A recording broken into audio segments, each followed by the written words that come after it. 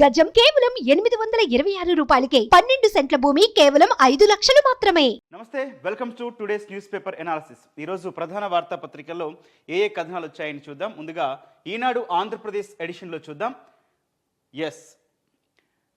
Chandrababu skill development స్కామ్కి సంబంధించి Rajamahendravaram central జైల్లో ఉన్నారు. అయితే సుప్రీంకోర్టులో ఆయన క్వాష్ పిటిషన్ వేశారు. అంటే కేసు కొట్టేయమని క్వాష్ పిటిషన్ వేశారు.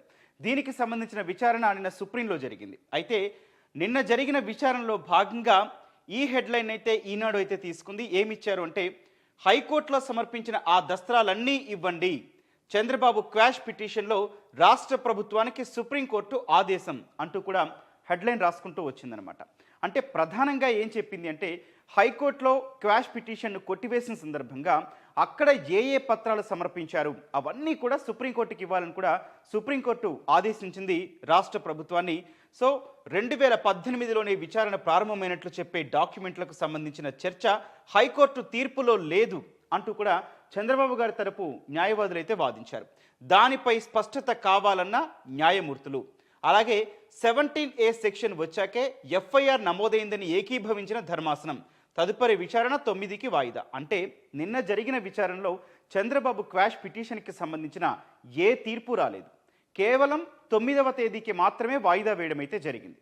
ఈ నేపథ్యంలో దానిపై స్పష్టత కావాలన్న న్యాయమూర్తులు హైకోర్టుకు సమర్పించిన పత్రాలన్నీ కూడా ఇక్కడ సమర్పించి దాంట్లో స్పష్టత అయితే కావాలని కూడా అడగడం అయితే జరిగింది. 17A సెక్షన్ వచ్చాకే ఎఫ్ఐఆర్ నమోదైందని ఏకీభవించిన ధర్మాసనం. అంటే ఈ కేసు మొత్తం కూడా స్క్వాష్ పిటిషన్ ఎందుకు అంటే 17A సెక్షన్ 17A వచ్చాకే ఈ కేసు అయితే నమోదు చేయడం జరిగిందంటూ కూడా న్యాయవాదులు వాదించడం జరిగింది, చంద్రబాబు తరపు న్యాయవాదులు. అయితే ఈ 17A కేంద్రీకృతంగానే ఈ చర్చ నడుస్తుంది. ఈ లాయర్లందరూ కూడా చంద్రబాబు తరపున వాదిస్తున్న పరిస్థితి. అంతేకాని చంద్రబాబు గారు సంబంధించి నేరం చేశారా లేదా అనే చర్చ మాత్రం నడవట్లేదని కూడా ప్రధానంగా ఈ వార్తను బట్టి అయితే తెలుస్తూ ఉంది. ఇంకా ఏం రాశారో కూడా చూద్దాం. అవినీతి నిరోధక చట్టం నుండి సెక్షన్ 17A కింద గవర్నర్ నుంచి ముందస్తు అనుమతి తీసుకోకుండా తనపై నమోదు చేసిన స్కిల్ డెవలప్మెంట్ కేసును కొట్టేయాలని కోరుతూ మాజీ ముఖ్యమంత్రి చంద్రబాబు నాయుడు దాఖలు చేసిన స్పెషల్ లీవ్ పిటిషన్పై విచారణను సుప్రీంకోర్టు ఈ నెల 9వ తేదీకి వాయిదా వేసింది. ఆలోపు రాష్ట్ర ప్రభుత్వం ఈ కేసులో హైకోర్టులో దాఖలు చేసిన పత్రాలన్నింటినీ సమర్పించాలని జస్టిస్ అనిరుద్ర బోస్, జస్టిస్ బేలా ఎం త్రివేదితో కూడిన ధర్మాసనం ఆదేశించింది. అయితే ఈ కేసులో 2018లో 17A సెక్షన్ అమల్లోకి రాకముందే విచారణ ప్రారంభమైందని, అందుకు సంబంధించి ఏసీబీ డీజీ మెమో జారీ చేశారని చెబుతూ హైకోర్టులో డాక్యుమెంట్ దాఖలు చేశారా అని కూడా అది కీలకం కాబట్టి రాష్ట్ర ప్రభుత్వాన్ని అయితే ఆ విధంగా ఆదేశించడం అయితే జరిగింది. సో ఈ నేపథ్యంలో 9వ తారీఖు తర్వాతే సుప్రీంలో ఈ క్వాష్ పిటిషన్కి సంబంధించి భవితవ్యం అయితే తేలే అవకాశం ఉంది. ఇక చంద్రబాబుకు సంబంధించిన మరో కేసు చూద్దాం. అంగళ్ళు కేసులో రాష్ట్ర ప్రభుత్వానికి ఎదురుదెబ్బ అని కూడా రాసుకొచ్చారు.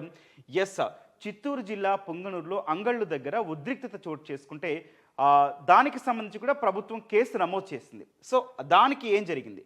టీడీపీ నేతలకు ముందస్తు బెయిళ్లపై హైకోర్టు తీర్పును సమర్థించిన సుప్రీంకోర్టు. అంటే టీడీపీ నాయకులందరికీ కూడా అంగళ్ళు కేసుకు సంబంధించి ముందస్తు బెయిల్ అయితే మంజూరు చేయడం జరిగింది. దీనికి సంబంధించి అదే తీర్పును సమర్థించింది సుప్రీంకోర్టు అంటూ కూడా వ్యాఖ్యానించింది. ఇలాంటి కేసు 40 ఏళ్ల క్రితం వస్తే బాగుండేదని వ్యాఖ్య. ఇక్కడ కొంచెం సర్కాస్టిక్గా అంటే కొంచెం విమర్శనాత్మకంగా కూడా వ్యాఖ్యానించారని కూడా చెప్పుకోవచ్చు. ఎందుకనంటే 40 ఏళ్ల క్రితం ఇట్లాంటి కేసులు చూసాం, కానీ ఇప్పుడు ఇదే కొత్త అంటూ కూడా ధర్మాసనం వ్యాఖ్యానించినట్టు కూడా స్పష్టమవుతుంది.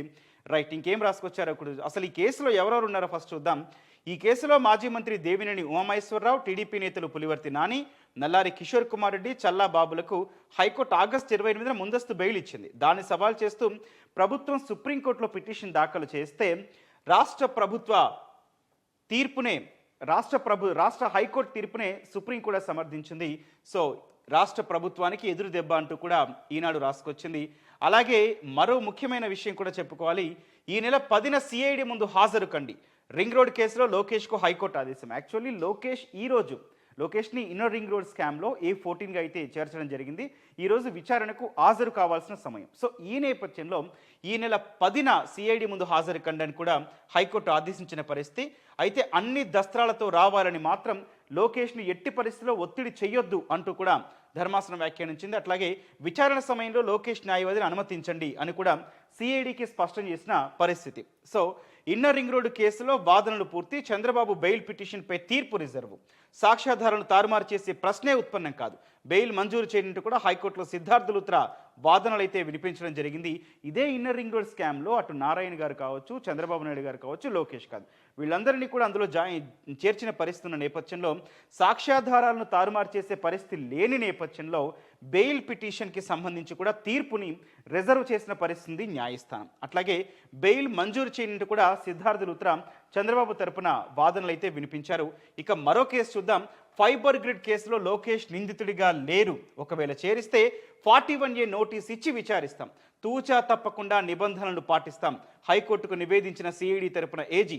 ఆ వివరాలు నమోదు చేసిన న్యాయమూర్తి వ్యాజ్యంపై విచారణను మూసివేయడం అయితే జరిగింది. మొత్తంగా ఇది స్వల్ప ఉపశమనంగా కూడా చెప్పుకోవచ్చు. సో ఇట్లాగా ఈ కేసులన్నిటికీ సంబంధించి ప్రధానంగా టీడీపీ నాయకులకు సంబంధించిన కేసులన్నీ కూడా న్యాయస్థానం ముందైతే ఈ తీర్పు అయితే రావడం జరిగింది. ఆ క్వాష్ పిటిషన్ కూడా 10వ తారీఖు మరి ఏం జరుగుతుందో కూడా చూద్దాం. రైట్, ఇక టీడీపీ జనసేన ప్రభుత్వంలో అందరికీ న్యాయం అంటూ కూడా జనసేన అధినేత పవన్ కళ్యాణ్ బందరు జనవాణిలో అయితే మాట్లాడడం జరిగింది. పాదయాత్రలో హామీలు ఇచ్చి జగన్ మోసం చేశారు, అవేవి అమలు చేయకుండా అంటూ కూడా ఇక్కడ మనం ఒక ఫోటో క్లిప్ కూడా చూడొచ్చు. దివ్యాంగుల సమస్యలను పవన్ కళ్యాణ్ వింటూ ఉన్నారు. సో వచ్చేది సంకీర్ణ ప్రభుత్వమే, సమస్యల పరిష్కారానికి ప్రణాళికాబద్ధంగా చర్యలు తీసుకుంటామని జనసేనాని పవన్ కళ్యాణ్ హామీ ఇచ్చారు. మచిలీపట్నంలో మంగళవారం ఆయన జనవాణి నిర్వహించి పలువురు నుంచి వినతులు స్వీకరించారు. ఈ కార్యక్రమంలోనే వినతులు స్వీకరిస్తున్న క్రమంలోనే పవన్ కళ్యాణ్కి సడన్గా వెన్నునొప్పి రావడంతో ఆయన అక్కడికక్కడే కార్యక్రమం నుంచి వెళ్ళిపోవడం జరిగింది. కానీ ఆయన స్వల్ప చికిత్స తీసుకుంటూ ఆయన వచ్చారు మళ్ళీ. అయినా సరే వెన్నునొప్పి తీవ్రంగా ఉంది. తదుపరి కార్యక్రమాలన్నీ కూడా తదుపరి వారాహి యాత్రలో కూడా నిలబడి ప్రసంగించాల్సి ఉన్న నేపథ్యంలో డాక్టర్లు రెస్ట్ తీసుకోమని సలహా ఇచ్చారు. ఈ నేపథ్యంలో దివ్యాంగులు అందరూ కూడా తమ వినతి పత్రాలని పిఎస్సి చైర్మన్ నాదెండ్ల మనోహర్కి అయితే ఇవ్వడం జరిగింది. రైట్, ఇది జనసేనకి సంబంధించిన వార్తగా చెప్పుకోవచ్చు. రైట్, ఇక మరో వార్త చూద్దాం. మెజిస్ట్రేట్ ముందు హాజరు పరచకముందే రిమాండ్ రిపోర్ట్ను హైకోర్టుకి ఇస్తారా? పోలీసుల తీరుపై ధర్మాసనం విస్మయం. ఎస్, టీడీపీ నాయకులు బండారు సత్యనారాయణకి సంబంధించిన వార్త ఇది. 41A నోటీసు, అరెస్టు ఒకేసారి. జనరల్గా 41A నోటీస్ ఇస్తే విచారణకు మాత్రమే పిలిచే అవకాశాలు ఉంటాయి. సో అరెస్టు ఒకేసారి జరుగుతుందా అని కూడా, రిమాండ్ రిపోర్ట్ను హైకోర్టుకి ఇస్తారా అని కూడా ప్రశ్నించడం అయితే జరిగిన ధర్మాసనం. నిబంధనలు పాటించలేదని తేలితే తీవ్ర పరిణామాలు ఉంటాయి, న్యాయస్థానం కళ్ళు మూసుకోదు. టీడీపీ నేత బండారు అరెస్టు విషయంలో హైకోర్టు వ్యాఖ్యలు అంటూ కూడా రాసుకొచ్చింది. సో ఆయనకైతే బెయిల్ అయితే మంజూరు చేయడం జరిగింది. ఇది బండారు సత్యనారాయణకైతే ఆయనకి ఉపశమనంగా కూడా చెప్పుకోవచ్చు. రైట్, అట్లాగే ఇక తెలంగాణ విషయానికి వద్దాం. తెలంగాణ విషయంలో నిన్న ప్రధానమంత్రి నరేంద్ర మోదీ నిజామాబాద్ పర్యటనలో కొన్ని సంచలనమైన వ్యాఖ్యలు అయితే చేయడం జరిగింది. ఇప్పటి వరకు తెలంగాణ పర్యటనలో ప్రభుత్వాన్ని విమర్శించడం లేదా ఇరుకున పెట్టడం మాత్రమే జరిగేది. కానీ నిన్న మాత్రం ప్రధానమంత్రి నరేంద్ర మోదీ కేసీఆర్ మధ్య ఒక సంభాషణ జరిగింది. అంటే స్వయంగా ప్రధానమంత్రి చెప్పారు, ముఖ్యమంత్రి కేసీఆర్ నా దగ్గరకు వచ్చి ఈ మాటలు మాట్లాడారు అంటూ కూడా. నిజంగా నిన్న తెలంగాణని ఒక ఊపేసిన కామెంట్స్గా కూడా చెప్పుకోవచ్చు. ఇక్కడ దానికన్నా ముందు ఇక్కడ ఫోటో చూద్దాం. నిజామాబాద్లో ప్రజలకు అభివాదం చేస్తూ వేదిక వద్దకు వస్తున్న ప్రధాని మోదీ పక్కన కేంద్ర మంత్రి బీజేపీ తెలంగాణ అధ్యక్షులు కిషన్ రెడ్డి గారు కూడా చూడొచ్చు. రైట్, ఏంటి ఆ సంచలన వ్యాఖ్యలనే విషయానికి వెళ్తే, కేసీఆర్ ఎన్డీఏలో చేరతానంటే మేము ఒప్పుకోలేదు. ఎస్, ముఖ్యమంత్రి కేసీఆర్ ఎన్డీఏ కూటమిలో మేము జాయిన్ అవుతామని చెప్పి ప్రధానమంత్రి నరేంద్ర మోదీ గారి దగ్గర అయితే చెప్పారు అంటూ కూడా మోదీ వ్యాఖ్యానించారు. ఈ నేపథ్యంలో మేము ఒప్పుకోలేదు. ఎందుకు ఒప్పుకోలేదు అంటే, కేవలం కుటుంబ పార్టీ బీఆర్ఎస్ అంటూ కూడా ప్రధానంగా మొదటి నుంచి చేస్తున్న విమర్శ బీజేపీ. సో ఈ నేపథ్యంలో కుటుంబ పార్టీ అంటే వాళ్ళందరికీ కూడా పదవులు ఉన్నాయి. కేటీఆర్కి పదవి ఉంది, కవితకి పదవి ఉంది, హరీష్ రావుకి పదవి ఉంది. వీళ్ళందరికీ కుటుంబంలో పదవులు ఉన్నప్పుడు అటువంటి కుటుంబ పార్టీని మేము యాక్సెప్ట్ చేయమంటూ కూడా ఆయన వ్యాఖ్యానించారు. సో కేటీఆర్ను సీఎం చేస్తాం, ఆశీర్వదించమని కోరారు. ఎస్, అంటే ఇది ఇంపార్టెంట్ వ్యాఖ్య కూడా చూడొచ్చు. ఎందుకనంటే కేసీఆర్ బీఆర్ఎస్ పార్టీగా మార్చిన తర్వాత ఆయన కేంద్రంలో రాజకీయాలు చూసుకుంటారు. ఇక్కడ మాత్రం మంత్రి కేటీఆర్ని ముఖ్యమంత్రిగా అనౌన్స్ చేస్తారని కూడా చర్చలు జరిగాయి. కొంతమంది మంత్రులు కూడా బహిరంగంగానే వ్యాఖ్యానించిన తర్వాత దాని తర్వాత కేసీఆర్ వార్నింగ్ అయితే ఇవ్వడం జరిగింది. నేను చెప్పలేదు ఆ మాట, మీరు ఎందుకు మాట్లాడుతున్నారంటూ కూడా. సో ఈ నేపథ్యంలో ఇక్కడ ప్రధానమంత్రి నరేంద్ర మోదీ కూడా అదే మాట చెప్పారు. ఏమన్నారు? కేటీఆర్ను సీఎం చేస్తాం, ఆశీర్వదించమని కేసీఆర్ కోరారు. అది కాదన్నందుకే కేసీఆర్ వైఖరిలో ఈ మార్పు. ఇందూరు జనగర్జన సభలో ప్రధాని మోదీ ఆరోపణ. నిజంగా ఇది సెన్సేషనల్ వ్యాఖ్యలని చెప్పుకోవచ్చు. దీనికి తర్వాత కేటీఆర్ కూడా కౌంటర్ ఇవ్వడం జరిగింది. ఎన్డీఏలో ఎవరు చేరతారు? ఎన్డీఏ మునిగిపోయే నావ. ఇప్పటికే ఎన్డీఏలో ఉన్న పార్టీలు ఒక్కొక్కటిగా బయటకు వచ్చేసి అసలు ఎవ్వరూ లేవు, ఒక అథవాలే తప్పించి అని కూడా కేటీఆర్ వ్యాఖ్యానించిన పరిస్థితి. కేవలం తెలంగాణలో బీఆర్ఎస్ ప్రభుత్వం చేస్తున్న అభివృద్ధి చూసి ఓర్వలేకే ఇటువంటి కామెంట్స్ అంటూ కూడా కేటీఆర్ కౌంటర్ అయితే ఇవ్వడం జరిగింది. సో ఈనాడు ఆంధ్రప్రదేశ్ ఎడిషన్లో అయితే ప్రధానంగా ఈ వార్తల్ని కవర్ చేయడం జరిగింది. ఇక మరో పత్రిక సాక్షి చూద్దాం. సాక్షిలో ఎలాంటి వార్త ఇచ్చారు అనేది చూద్దాం. ఎస్, సాక్షిలోనూ ప్రధానంగా రాజకీయానికి సంబంధించిన హైలైట్ అయితే ఇవ్వడం జరిగింది. సుప్రీంకోర్టులోనూ దక్కని ఉపశమనం. స్కిల్ కేసులో చంద్రబాబు క్వాష్ పిటిషన్పై విచారణ సోమవారానికి వాయిదా. బాబు నేరం చేశారా లేదా అనే వాదనల జోలికెళ్ళని ఆయన లాయర్లు. ఎస్, ఇందాక మనం ఇదే చెప్పుకున్నాం. కేసు మొత్తం కూడా సెక్షన్ 17A సెంట్రిక్గానే వాదనలు అయితే జరుగుతున్నాయి. 17A ప్రకారం గవర్నర్ అనుమతి తీసుకోకుండా అరెస్టు చేశారు కాబట్టి దీన్ని కొట్టివేయండి అంటూ కూడా చంద్రబాబు తరపు లాయర్లు సిద్ధార్థ లూత్రా వాదనలు బలంగా వినిపిస్తున్న పరిస్థితి. అంతేకాని చంద్రబాబు గారు నేరం చేశారా లేదనే వాదనల జోలికి వెళ్ళట్లేదంటూ కూడా సాక్షి రాసుకొచ్చింది. ఇంకేం పాయింట్స్ తీసింది? గవర్నర్ అనుమతి లేకుండా చంద్రబాబును అరెస్ట్ చేయకూడదని వాదిస్తున్నారు. అవినీతి నిరోధక చట్టంలోని సెక్షన్ 17A ప్రకారం అనుమతి తప్పనిసరి. ఎస్, ఇదే సెక్షన్ 17A ప్రకారం మాత్రమే అనుమతి లేకుండా, గవర్నర్ అనుమతి లేకుండా చంద్రబాబును అరెస్ట్ చేశారంటూ కూడా వాదించడం జరుగుతుంది. కాబట్టే ఈ అరెస్ట్ చెల్లదు, కేసును క్వాష్ చేయండి అంటూ వాదనలు. బాబు తరపున వాదించిన హరీష్ సాల్వే, సిద్ధార్థ లూత్రా, అభిషేక్ సింఘి. అయితే ఎంతమంది సీనియర్ లాయర్లు వ్యాఖ్యానిస్తారు, చంద్రబాబు తరపున ఎంతమంది సీనియర్ లాయర్లు వాదిస్తారు అని కూడా ధర్మాసనం వ్యాఖ్యానించింది. అయితే ఇక్కడ ఒక సరదా సన్నివేశం అయితే కోర్టులో జరిగిందని కూడా చెప్పుకోవచ్చు. ఎందుకంటే సిఐడి తరపున ముకుల్ రోహత్గి, మాజీ అటార్నీ జనరల్, ఆయన వాదిస్తున్నారు ప్రభుత్వం తరపున, సిఐడి తరపున. అయితే సిద్ధార్థ లూత్రా కానీ, అభిషేక్ సింఘ్వి కానీ, హరీష్ సాల్వే కానీ వీళ్ళందరూ చంద్రబాబు తరపున వాదనలు అయితే వినిపిస్తున్నారు. సో ధర్మాసనం ఇంకెంతమంది సీనియర్ లాయర్లు వాదిస్తారు అని అడిగితే ఇక్కడ సిద్ధార్థ లూత్రా ఏం చెప్పారంటే, మీ ముగ్గురం ఒకెత్తు, ముకుల్ రోహత్గి గారు ఒక్కరు ఒకెత్తు అని కూడా ఆయన సరదాగా కోర్టులో అయితే వ్యాఖ్యానించడం అయితే జరిగింది. సో ఈ విషయంలోకి వెళ్తే 2018 జూలైలో అవినీతి నిరోధక చట్టంలోని సెక్షన్ 17Aకు సవరణ. ఆ తర్వాత జరిగిన నేరాలకే 17A వర్తిస్తుందన్న సిఐడి న్యాయవాది రోహత్గి. స్కిల్ కుంభకోణం 2015-16 మంది జరిగింది కాబట్టి సెక్షన్ 17A వర్తిస్తుంది అని కూడా వాదించారు సిఐడి తరపు న్యాయవాది ముకుల్ రోహత్గి. అయితే మరి 17A ఎలా వర్తిస్తుందని బాబు లాయర్లను ప్రశ్నించిన కోర్టు దీనికి సంబంధించిన పత్రాలను సమర్పించాలని సిఐడికి ఆదేశం అంటూ కూడా ప్రధానంగా చంద్రబాబుకి సంబంధించిన వార్తగా చూడొచ్చు. రైట్, 2 రోజుల నుంచి ఆంధ్రప్రదేశ్ రాష్ట్ర రాజకీయాల్లో సంచలనంగా మారింది. హాట్ కామెంట్స్ అయితే వినడం జరిగింది. సోషల్ మీడియాలో ఎంత ట్రోల్ జరిగింది, ఎంత రచ్చ జరిగింది, ఎంతమంది ఖండించారు అనే వార్త విషయానికి వస్తే ఆ వార్త ఏంటంటే, బండారు సత్యనారాయణ మంత్రి రోజాపై ముఖ్యమంత్రి జగన్పై చేసిన వ్యాఖ్యలు. దానికి సంబంధించి ఆయనకి బెయిల్ వచ్చింది. అయితే మంత్రి రోజా మీడియా ముందుకు వచ్చి మాట్లాడడం జరిగింది. ఏం చెప్పారు? టీడీపీ దుశ్శాసన పార్టీ, రాజకీయంగా ఎదుర్కోలేకే నాపై దిగజారుడు ఆరోపణలు, స్త్రీలను అవమానిస్తున్న వారిని సమర్థించడం సిగ్గుచేటు అంటూ కూడా కన్నీటి పర్యంతమైన పరిస్థితి మంత్రి రోజా. మీడియా సమావేశంలో మంత్రి రోజా కన్నీరు. మహిళా సాధికారతకు పాటుపడుతున్న నా గొంతు నొక్కాలని చూస్తున్నారు. దమ్ముంటే సీడీలను ప్రజల ముందుకు తీసుకురండి. రోజా భయపడే రకం కాదు, బండారును వదిలిపెట్టను, న్యాయ పోరాటం చేస్తా అంటూ కూడా మంత్రి రోజా వ్యాఖ్యానించిన పరిస్థితి. నిజంగా బండారు సత్యనారాయణ గారు నోరు జారారు.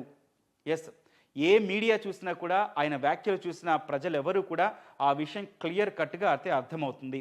ఎందుకంటే ఎవరిని కించపరచడానికి లేము, మరీ ముఖ్యంగా మహిళను నోరు జారే ముందు కనుక 1కి 100 సార్లు ఆలోచించుకోవాలని కూడా ఎందుకు అంటున్నారు అని అంటే నిజంగా ఆయన చేసిన వ్యాఖ్యలు బాధాకరం. దానికి సంబంధించి కూడా మంత్రి రోజా కౌంటర్ ఇచ్చారు. దమ్ముంటే ఏవైతే సీడీలు మీరు అంటున్నారో అవి బయట పెట్టండి అని కూడా ఆవిడ ఛాలెంజ్ అయితే విసిరిన పరిస్థితి. అట్లాగే రోజా ఏం వ్యాఖ్యానించారో చూద్దాం. నిన్న కన్నీటి పర్యంతమయ్యారు ఆవిడ. ఒక మహిళపై టీడీపీ నేత బండారు అభ్యంతరకర ఆరోపణలు చేస్తే లోకేష్తో పాటు టీడీపీ నేతలు మద్దతు ఇవ్వడం సిగ్గుచేటు. ఆడ పుట్టుకను అపహాస్యం చేసిన వ్యక్తి ఆ పార్టీకి జాతీయ అధ్యక్షుడు. ఆడపిల్ల కనిపిస్తే ముద్దు పెట్టాలని చెప్పిన వ్యక్తి ఆ పార్టీ ఎమ్మెల్యే. ఇలాంటి వారున్న టీడీపీకి మహిళలంటే ఎలా గౌరవం ఉంటుందంటూ కూడా గతంలో చంద్రబాబు కావచ్చు, బాలకృష్ణ గారు చేసిన వ్యాఖ్యల్ని కూడా ఆవిడ క్వాట్ చేస్తూ ఈ సందర్భంగా ఆవిడ మాట్లాడిన పరిస్థితి. అట్లాగే గుంటూరు కోర్టు వద్ద టీడీపీ నేత బండారు సత్యనారాయణ, బండారుకైతే బెయిల్ మంజూరైతే అయ్యింది. సో అంతకుముందు గుంటూరు జీజీహెచ్లో ఆయనకు వైద్య పరీక్షలు చేశారు. రైట్, ఇది ఇక నారా లోకేష్కి సంబంధించిన వార్త చూద్దాం. ఈ నెల 10న సిఐడి ముందుకు నారా లోకేష్ యాక్చువల్లీ ఈ రోజు అటెండ్ కావాల్సి ఉంది సిఐడి ముందుకు ఇన్నర్ రింగ్ రోడ్ స్కామ్కి సంబంధించి. సో ఇన్నర్ రింగ్ రోడ్డు కేసులో హైకోర్టు అయితే 10న సిఐడి ముందుకు హాజరు కావాలని చెప్పింది. ఇదే కేసులో చంద్రబాబు బెయిల్ పిటిషన్పై తీర్పునైతే రిజర్వ్ చేసింది. మరో నిందితుడు నారాయణ పిటిషన్పై నేడు విచారించే అవకాశం కూడా కనిపిస్తుంది. సో ఈ విషయంలో లోకేష్కి అయితే కొంచెం ఉపశమనం కలిగిందని కూడా చెప్పొచ్చు. కానీ తర్వాత పరిణామాలు ఎట్లా ఉండబోతున్నాయి అనేది కూడా వేచి చూడాల్సిన అవకాశం అయితే కనిపిస్తుంది. రైట్, జనసేన అధినేత పవన్ కళ్యాణ్ ఒక సెన్సేషనల్ కామెంట్ అయితే చేశారు. పెడనలో అల్లర్లకు వైఎస్ఆర్సీపీ ప్రణాళిక రచించింది. పెడనలో బుధవారం సాయంత్రం ఏర్పాటు చేసిన బహిరంగ సభలో అల్లర్లు సృష్టించేందుకు వైఎస్ఆర్సీపీ నాయకులు ప్రయత్నిస్తున్నారు. పెడనలో ఈరోజు జనసేన అధినేత పవన్ కళ్యాణ్ సభ అయితే ఉంది. సో ఈ నేపథ్యంలో అల్లర్లు సృష్టించేందుకు వైఎస్ఆర్సీపీ వాళ్ళు విధ్వంసం సృష్టించేందుకు ప్రణాళిక రచిస్తున్నారు. రాళ్ల దాడి జరగవచ్చు అంటూ కూడా పవన్ కళ్యాణ్ అయితే వ్యాఖ్యానించిన పరిస్థితి. సో వైఎస్ఆర్సీపీ నేతలు అల్లరి ముక్కలను రప్పించి రాళ్లతో దాడి చేయించాలని ప్లాన్ చేసినట్టు తెలిసింది. ఎటువంటి అల్లర్లు గొడవలు జరిగినా హోంమంత్రి, డీజీపీ, ప్రభుత్వం బాధ్యత వహించాల్సి ఉంటుందని కూడా జనసేన అధ్యక్షుడు పవన్ కళ్యాణ్ అయితే వ్యాఖ్యానించిన కుట్ర. మరి దీనికి మంత్రి జోగి రమేష్ కౌంటర్ ఇచ్చారు. అదేం కూడా చూద్దాం. అవనిగడ్డ సభ ఫ్లాప్ అయినందువల్లే ఆయనలో దిగులు, అందుకే ఆయన ఈ వ్యాఖ్యలు చేసి నిరుత్సాహంలో చేశారంటూ కూడా మంత్రి జోగి రమేష్ వ్యాఖ్యానించిన పరిస్థితి. అంగళ్ళు మాదిరిగా గొడవల్ని సృష్టించేందుకు కుయుక్తులు పన్నుతున్నారు, వారాహిని అడ్డుకునే అవసరం మాకేంటి అంటూ కూడా వైఎస్ఆర్సీపీ నాయకులు మంత్రి జోగి రమేష్ అయితే వ్యాఖ్యానించిన పరిస్థితి. పెడన ప్రజలు శాంతియుతంగా ఉంటారు, శాంతి కాముకులు వాళ్ళు, దాడికి యత్నిస్తున్నారంటూ పిచ్చి ఆరోపణలు చేయదు, వాటిని నిరూపించండి దమ్ముంటే అంటూ కూడా ఆయన వ్యాఖ్యానించారు. సో ఈ విధంగా దాని కౌంటర్ అయితే ఇవ్వడం జరిగింది. రైట్, ఇక ఇక్కడ ఒక కార్టూన్ చూద్దాం. అమెరికా భారత్ మైత్రి చంద్రయాన్లా దూసుకుపోతుందంటూ కూడా వ్యాఖ్యానించారు. ఇక్కడ ఈయన బైడెన్ అమెరికా అధ్యక్షుడు చంద్రుణ్ణి మోడీతో పోలుస్తూ కూడా ఆయన ఈ కార్టూన్ అయితే వేయడం జరిగింది. అమెరికా భారత్ మైత్రి చంద్రయాన్లా దూసుకుపోతుందంటూ కూడా, సక్సెస్ఫుల్గా దూసుకుపోతుందంటూ కూడా మంత్రి జయశంకర్ వ్యాఖ్యానించారు. ఈ నేపథ్యంలో కార్టూన్ కూడా చూసుకోవచ్చు. రైట్, ఇక తెలంగాణ విషయానికి వస్తే కేసీఆర్ వస్తే వద్దన్నాం, ఎన్డీఏ కూటమిలో జాయిన్ అవుతే మేము వద్దన్నాం అనేది కూడా మోడీ నిన్న నిజామాబాద్ జనగర్జన సభలో ఆయన వ్యాఖ్యానించిన పరిస్థితి. ఎన్డీఏలో చేరతామని బీఆర్ఎస్ కోరితే తిరస్కరించాను, కేటీఆర్ను సీఎం చేస్తానంటే ఇది రాజరికం కాదని చెప్పాను, తెలంగాణ ప్రజల ఆకాంక్షలను కేసీఆర్ కుటుంబం కబ్జా చేసింది, ఆయన కొడుకు అల్లుడు కలిసి భారీ అవినీతికి పాల్పడుతున్నారు, కిలాడి పార్టీ కాంగ్రెస్తో బీఆర్ఎస్కు చీకటి సంబంధం ఉంది, ఆ పార్టీను నమ్మి అధికారం ఇవ్వద్దు, తెలంగాణలో నిజామాబాద్ ప్రజాగర్జన సభలో ప్రధాని మోదీ. ఆల్రెడీ కేటీఆర్ గారు అయితే దీనికి కౌంటర్ ఇవ్వడం జరిగింది. మరి ఇటు బీజేపీ నాయకులు దీని మీద ఏం మాట్లాడతారో చూద్దాం. దీని మీద ముఖ్యమంత్రి గారు కూడా ఏమైనా స్పందిస్తారో, ఎందుకంటే అక్కడ ప్రధానమంత్రి సాక్షాత్తు ఆయన చేసిన వ్యాఖ్యలు కాబట్టి. సో దీనికి ముఖ్యమంత్రి కేసీఆర్ నుంచి స్పందన వస్తుందా లేదా అనేది కూడా చూద్దాం. రైట్, ఇక మరో ఇంపార్టెంట్ టాపిక్ కూడా చెప్పుకోవచ్చు. ఫిజిక్స్లో ముగ్గురికి నోబెల్ బహుమతి వచ్చింది. పియర్ అగోస్థిని, ఫర్ క్రౌంజ్, అనయల్ హేలర్ అని కూడా. వీళ్ళందరూ కూడా అణువులు, పరమాణువులు, అంత ఫిజిక్స్లో వీళ్ళందరూ కూడా చేసిన పరిశోధనలకు కాను వీళ్ళకి నోబెల్, వీళ్ళందరికీ కూడా నోబెల్ బహుమతి అయితే రావడం జరిగింది. నిజంగా వీళ్ళందరికీ కంగ్రాచులేషన్స్. రైట్, ఈ విధంగా అయితే సాక్షి రాసుకొచ్చింది. మరో అప్డేట్ కూడా సాక్షి విక్రమ్ ల్యాండర్కి సంబంధించి ఇచ్చింది. విక్రమ్ ల్యాండర్ మళ్లీ గెంతిందంటూ కూడా. చంద్రుడి ఉపరితలంపై విక్రమ్ ల్యాండర్, ప్రజ్ఞాన్ రోవర్లు శాశ్వత నిద్రలోకి జారుకున్నాయని భావిస్తున్న వేళ ఇస్రో మరో ప్రయోగాన్ని విజయవంతంగా చేపట్టింది.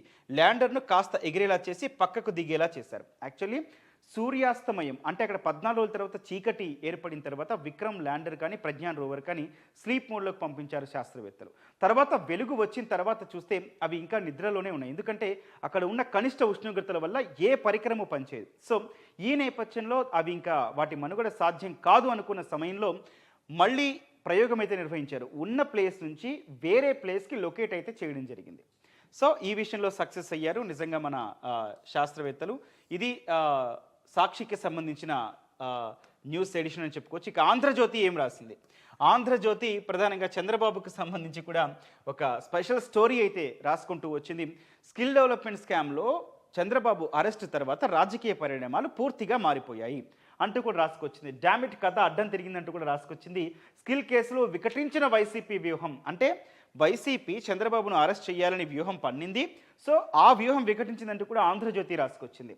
చంద్రబాబు లోకేష్ల యాత్రలు ఆగాయి కానీ జనంలో అంతకు మించి చర్చ జరుగుతుంది. చంద్రబాబు అరెస్టు అక్రమమా సక్రమమా అంటూ కూడా నిన్న ఆత్మసాక్షి సర్వే కూడా సుమన్ టీవీలో చర్చ అయితే జరిగింది. ఆత్మసాక్షి సర్వేని ప్రజెంట్ అయితే చేశాము. అందులో కూడా ఈ అంశం అంటే చంద్రబాబు అరెస్ట్ అంశం టీడీపీకే కలిసి వస్తుంది, టీడీపీకే సానుభూతిగా మారుతుంది, ఇది వైఎస్ఆర్సీపీకి ఎదురు దెబ్బే అంటూ కూడా ఆ సర్వేలో జనం అభిప్రాయాలు అయితే తీసుకున్నారు ఆత్మసాక్షి సర్వే వాళ్ళు. సో ఇక్కడ కూడా ఆంధ్రజ్యోతి అదే రాసుకుంటూ వచ్చింది. చంద్రబాబు లోకేష్ యాత్రలు ఆగిపోయాయి కానీ అంతకు మించి జనంలో ఆ విషయంపై చర్చ జరుగుతుంది కదా అంటూ రాసుకొచ్చింది. ప్రభుత్వంపై పెరుగుతున్న ప్రజాగ్రహం, పార్టీల ప్రమేయం లేకుండా నిరసనలు, ఇతర రాష్ట్రాలు దేశాల్లోనూ ర్యాలీలు, తప్పు చేశామని వైసీపీలో అంతర్మథనం అంటూ కూడా రాసుకుంటూ వచ్చింది.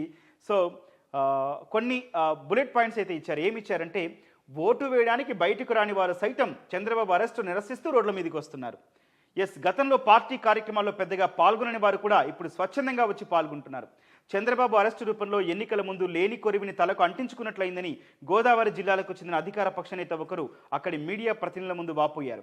చంద్రబాబు అరెస్టుతో తలెత్తిన పరిణామాల నేపథ్యంలో దిద్దుబాటు చర్యలు ఉంటాయని అధికార పక్ష ముఖ్యుడు ఒకరు మీడియా ప్రతినిధులకు సంకేతాలు ఇచ్చారు. లోకేష్ అరెస్టు చేసే విషయంలో అత్యుత్సాహం ప్రదర్శించకుండా 41A నోటీస్ ఇవ్వడం దీనిలో భాగమేనని ఆయన వ్యాఖ్యానించడం గమనార్హం. చంద్రబాబు అరెస్టు తర్వాత పార్టీని లోకేష్ పార్టీ కార్యకర్తల్ని కానీ పార్టీ క్యాడర్ని కానీ గైడ్ చేస్తున్న పరిస్థితి. ప్రస్తుతమైన ఢిల్లీలో ఉన్నారు. మరోపక్క భువనేశ్వరి కానీ నారా బ్రాహ్మణి కానీ వీళ్ళు కూడా సభలు, సమావేశాలు, ఈలలు, డప్పు చెప్పులంటూ రకరకాల కార్యక్రమాలతో చంద్రబాబు అరెస్టు అప్రజాస్వామికం అంటూ కూడా ప్రజల్లోకి తీసుకెళ్లే ప్రయత్నం చేస్తున్నారు. ఈ నేపథ్యంలో ఆంధ్రజ్యోతి ఈ కథనం అయితే వెలువరించింది.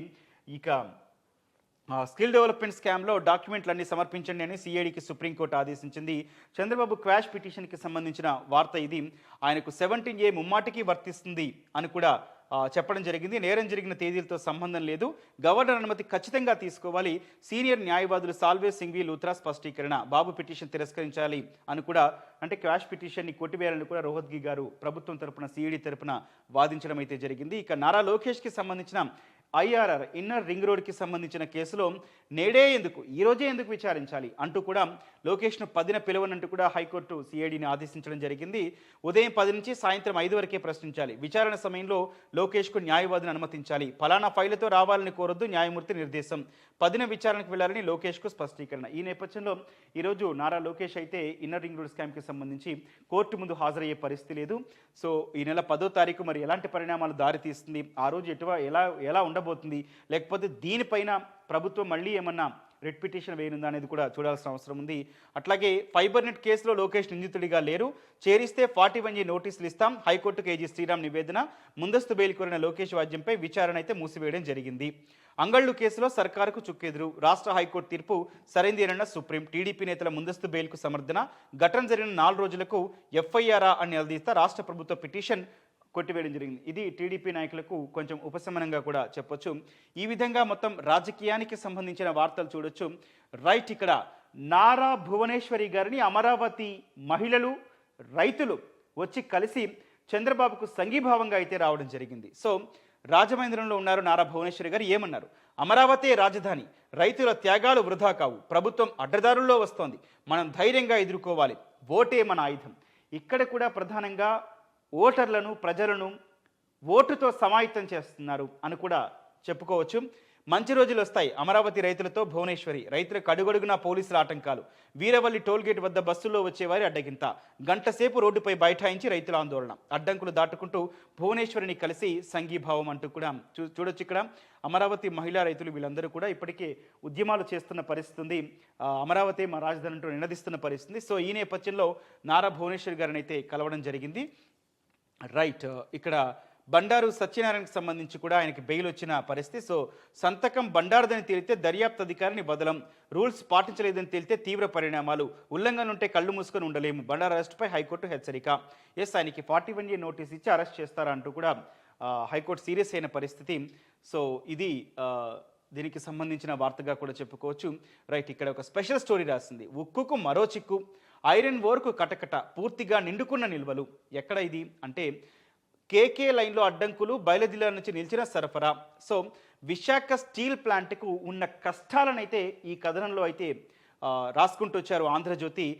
కేకే లైన్లో అడ్డంకులు, బయలుడిల్లా నుంచి ఇప్పటికే సరఫరా నిలిచిపోయిన నేపథ్యంలో కర్ణాటక నుంచి పంపేందుకు ముందుకు రాని ఎన్ఎండిసి రెండో బ్లాస్ట్ ఫర్నేస్ కూడా షట్ డౌన్ అయిపోయింది. వారానికి 140 కోట్ల నష్టం. చోద్యం చూస్తున్న కేంద్రం, రాష్ట్రం. అంటే విశాఖ ఉక్కును ప్రైవేట్ పరం చేయాలని కేంద్రం అయితే నిర్ణయం తీసుకున్న నేపథ్యంలో ఇప్పటికే నష్టాల్లో ఉందని కేంద్రం వ్యాఖ్యానించిన పరిస్థితుల్లో ఇప్పుడు వారానికి 140 కోట్ల రూపాయల నష్టం. అంటే ఇవన్నీ చూస్తే స్టీల్ ప్లాంట్ ప్రైవేటు పరం కావడం ఖాయంగా కనిపిస్తుందంటూ కూడా వార్త రాసుకొచ్చింది. అట్లాగే ఉక్కు ఉద్యోగులకు జీతాలు అందని పరిస్థితి, 80 కోట్ల అవసరం. సంస్థ వద్ద ఉన్నది కేవలం 10 కోట్లే.